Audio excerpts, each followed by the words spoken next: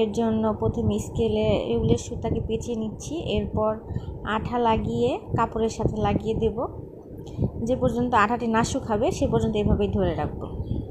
চেষ্টা করবেন স্কেলে সুতাটি খুব টাইটলি না পেঁচাতে, তাহলে পরে স্কেল খোলাটা একটু ঝামেলার হয়ে যায়।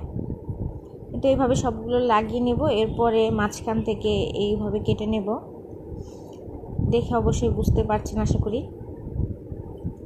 তো এই তো আঠাটা লাগানোর পরে আমার অতটা টেকসই মনে হয়নি, এর জন্য আমি মেশিন দিয়ে সেলাই করে নিয়েছি।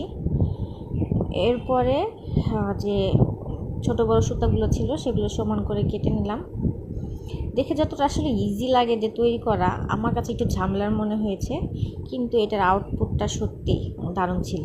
আমার কাছে পার্সোনালি খুবই ভালো লেগেছে। আপনারা চাইলে বাসায় তৈরি করতে পারেন।